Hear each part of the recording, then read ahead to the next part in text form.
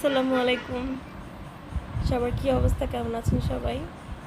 এই গরমের মধ্যে প্রচণ্ড গরম। তো আজকে সকাল থেকে ভিডিওটা শুরু করলাম। সকালে নাস্তা করছিলাম। আমার এই গরমে প্রচণ্ড ঠান্ডা লেগে গেছে, গলাটার অবস্থাও খুব খারাপ, একদমই কথা বলতে কষ্ট হচ্ছে। তো নাস্তা করার পর আমি চলে এসেছি আমার শ্বশুরবাড়িতে, আমার ছেলেকে মাদ্রাসাতে দিয়ে। এখানে উপরে চিলেকোঠা কাজ করবে।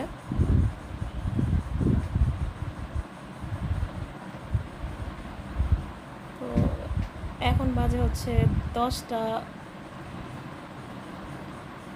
একটু বেশি, কিন্তু যে পরিমাণ রোদের তাপ আমার কাছে লাগছে, মনে হচ্ছে যেন দুপুর একদম 12টা বেজে গেছে। এরকম রোদ, আমি বেশি থাকতে পারতেছি না, নিচে চলে আসতেছি। আর এমনিতে আমার ঠান্ডা। তো আপনারা আমার মানে কথাগুলো বুঝতে পারছেন কিনা আমি ঠিক জানি না, একটু অ্যাডজাস্ট করে নেবেন কষ্ট করে। ছাদের হচ্ছে রেলিং দিবে আর চিলেকোঠার কাজ করবে, এই জন্য আরেকটা সিঁড়ি বানাতে হবে।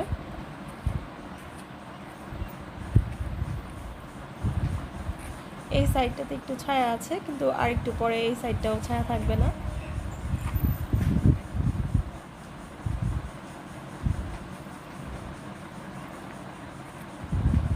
এই তো সিঁড়ির দিয়ে দিয়েছে অলরেডি। এদিকে একটা সিঁড়ি দিয়ে তারপর হচ্ছে চিলেকোঠা দিবে। রোদের কারণে বেশিক্ষণ তাকিয়ে থাকাও যাচ্ছে না। আর আমার কাছে মনে হতেছে যে গাছপালাগুলো মনে হয় একদম পুড়ে যাচ্ছে রোদের তাপে, এইরকম তাপ। তারপর এখনো পর্যন্ত তাপমাত্রা কিছুই হয় নাই, মাত্র সকাল হলো। আজকে মনে হয় ঢাকায় কেরানীগঞ্জে দেখলাম আমি 41 ডিগ্রি সেলসিয়াসের মতো হচ্ছে তাপমাত্রা উঠবে সর্বোচ্চ। তারপর বাড়িতে চলে এসেছি। আমার একটা চাদরের অর্ডার আছে, এটার ফুল টিউটোরিয়াল আমি অন্য আরেকটা ভিডিওতে দিব। একটু কাজের ভিডিও হালকা করে দেখালাম। এটা লাল কালারের চাদর, এবং টকটকে লাল। তারপর হচ্ছে কাচ্চি বিরিয়ানির কথা বলতেছিল আমার ছেলে, আর আমার এক কাজিন আছে, ও হচ্ছে কাচ্চি বিরিয়ানি খেতে চাইছিল, আর আমারও বেশ কিছুদিন যাবৎ কাচ্চি বিরিয়ানি খেতে ইচ্ছে করেছে। তো ভাবলাম যে রান্না করি, গরম তো থাকবেই। আর ছোট বাচ্চারা, যাদের ঘরে ছোট বাচ্চা আছে, তারা তো বোঝেনি, ওরা গরম আর পরিবেশের অবস্থা বুঝতে চায় না। তাদের যেটা খাইতে ইচ্ছা করবে তারা সেটা বলবে। আমি অনেকবার বলতেছি আমার ছেলেকে যে এই গরমে বিরিয়ানি খেলে ভালো লাগবে না, তারপরেও সে কথা শুনবে না। প্রথমে আমি গরুর মাংসের সাথে লবণ দিয়ে আর 1 কাপ পরিমাণ পানি দিয়ে একটু মিক্সড করে নিচ্ছি, যেহেতু কাচ্চি বিরিয়ানি রান্না করব। আমি আগেই বলে রাখছি, আমি কাচ্চি বিরিয়ানি রান্না করাতে খুব একটা এক্সপার্ট নই। তো এখানে হচ্ছে রাঁধুনির যে কাচ্চি বিরিয়ানির মশলার প্যাকেটটা আমাদের বাজারে বা আমাদের বাংলাদেশে কিন্তু খুবই অ্যাভেলেবল এই প্যাকেটটা, মশলাটা। ওই মশলাটার মধ্যে যে আস্ত মশলাটা, গোটা যে মশলাগুলো থাকে, ওই মশলাটা দিয়ে আমি হচ্ছে পানি ফোটাতে দিয়েছি। আর এদিকে আমি আজকে বিরিয়ানি রান্না করব চিনি গুঁড়া চাল দিয়ে, কারণ বাসমতি চাল আমার ঘরে এই মুহূর্তে নাই, আর আনতে গেলেও দেরি হবে, আবার বাজারে যেতে হবে।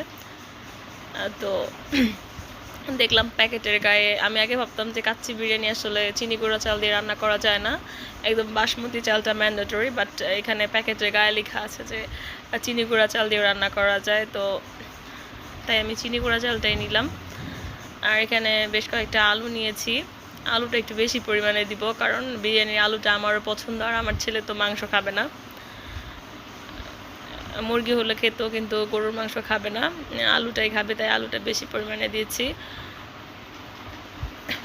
এখন চালগুলো ফুটিয়ে নিচ্ছি। আমার গলার অবস্থা খুবই খারাপ, এত গরমে একদম অবস্থা খারাপ হয়ে গেছে, ঠান্ডা লেগে গেছে, আর সারাক্ষণ গলাটা ভিজে থাকে ঘামে, যার কারণে গলাটা আরও বেশি মানে বসে যাচ্ছে।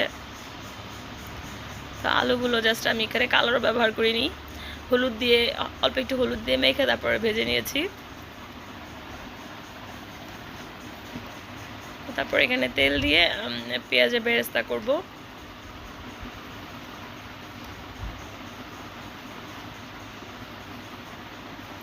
এই গরমের কারণে নিয়মিত ভিডিও দিতে পারি না, কোনো কাজ করতেই এনার্জি লাগে না, প্রচণ্ড গরম পড়তেছে। আমি তো ভালো কথা, আমার 14 গোষ্ঠীও বিগত দিনে এরকম গরম দেখেছে কিনা আমার জানা নাই। আর যারা গোষ্ঠীর মধ্যে বেঁচে আছে সবাই বলতেছে যে এরকম গরম তারা দেখে নাই। তো কি আর বলবো, সব আল্লাহর ইচ্ছা আর আমাদের 2 হাতের কামাই। আল্লাহ যখন রহমত করবে তখন বৃষ্টি নিশ্চয়ই ইনশাল্লাহ আসবে। তো এখানে হচ্ছে আমি টক দইটাও বাসায় নাই, কি আর বলবো, দুঃখের কথা। তো আমি বাটার মিল্কের মতো বানিয়ে একটু ছেঁকে নিয়েছি যাতে টক দইয়ের মতো ইয়াটা আসে, বেশি পাতলা না হয়ে যায়। আর এখানে যা যা দেয় মানে সম্পূর্ণ প্যাকেটের গায়ে যেরকম করে বলা আছে, আমার আদেশ করা আছে, আমি ঠিক ওইভাবেই কাজটা করতেছি। তাদের আদেশের একটু ব্যত্যয় করতেছি না, ওইরকমভাবেই করতেছি প্যাকেটের গায়ে যেভাবে লেখা আছে। তো এই প্যাকেটটা যেহেতু খুবই আমাদের দেশে অ্যাভেলেবেল বা কমন, তাই আমার মনে হয় সবাই এই জিনিসটা জানেন বা জানবেন, জেনে থাকবেন। তো ওদের আদেশ মতোই সব কাজ করতেছি। আর এখানে ঘি আর হচ্ছে দুধ মিক্সড করে নিচ্ছি, কিন্তু কোনোভাবে ঘিটা দুধের সাথে মিক্সড হচ্ছে না। ঘিটা কেমন যেন জমাট বেঁধে আছে, বুঝলাম না এত গরমেও ঘি কীভাবে জমাট বেঁধে থাকে, এটা আমার মাথায় আসে না। আর যখন কিনা ঘি কিনি একদম ঢাক ঢোল পিটায়, তারপরে হচ্ছে দোকানদার বলে যে একদম খাঁটি ঘি, বিভিন্ন অনলাইনে চটকদার বিজ্ঞাপন, তাদের আসলে আমার এখন দেখাইতে ইচ্ছা করে যে এত গরমে মানুষ গলে যাইতেছে, মানুষের মাংস শুদ্ধা পারলে মানে গলে যাওয়ার অবস্থা, সেখানে ঘি কিভাবে জমে থাকে এই জিনিসটা আমার মাথায় আসে না। যাই হোক, রাস্তার পিচ পর্যন্ত গলে যায় আর ঘি গলে না, এই হচ্ছে আমাদের খাঁটি ঘিয়ের অবস্থা। তো আমার বিরিয়ানিটা মোটামুটি একদম শেষ হয়ে মানে খাওয়ার উপযুক্ত হয়ে গেছে। কোনো রকম আমি চাপায় বসাই দিছি, আটা দিয়ে মেখে টেখে একেবারে বেড়াচেরা অবস্থা করে।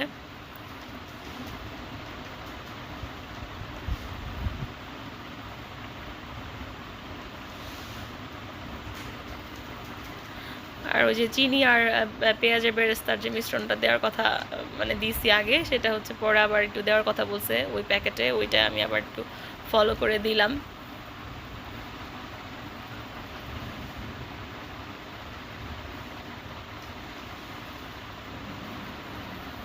মোটামুটি ভালোই একটা স্মেল বের হয়েছিল যখন রান্না করছি আমি তখন।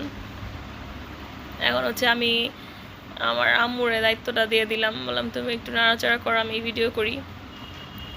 কারণ একসাথে ভিডিও করা আর হচ্ছে নাড়াচাড়া করাটা একটু কষ্টসাধ্য, তুমি একটু মিক্সড করে দাও। তো আম্মু বারে বারে বলতেছিল আমারে জানি দেখা যায় না, আমারে জানি দেখা যায় না। একবার চাইছিলাম দেখাই দিতে, বাট না, মজা করলাম। যারা আসলে আমাদের ফ্যামিলি কেউ খুব একটা ক্যামেরার সামনে আসতে চায় না, তাই আমি দেখাই না কাউকে এরকমভাবে। তো এখানে হচ্ছে আমি নিজে হাতে দই মানে বসাইছি, অন্য আরেকটা ভিডিওতে আমি আমি কীভাবে দই বসাই সেটা দেখাবো। ওই দইয়ের হাঁড়ি দুইটা হচ্ছে রিসেন্টলি আমরা দই এনে খেয়েছি, ওই হাঁড়ির মধ্যেই বসাইছি। আর অল্প একটু পরিমাণে বেশি হয়েছিল মানে মিশ্রণটা, সেটা আমার কাপের মধ্যে বসাই দিছি। দইটা মাশাআল্লাহ মজা হয়েছিল। মাঝে মাঝে আমি দই বানাই, কিন্তু এই গরমের মধ্যে দইয়ের মানে মিশ্রণটা বানাতে গেলে অনেক কষ্ট লাগে, গরমের মধ্যে তাপ ওঠে, তো তাই। তো যাই হোক, আমার এতক্ষণ ফাটা গলার বকবকানি শোনার জন্য সবাইকে ধন্যবাদ। সবাই ভালো থাকবেন। আসসালামু আলাইকুম।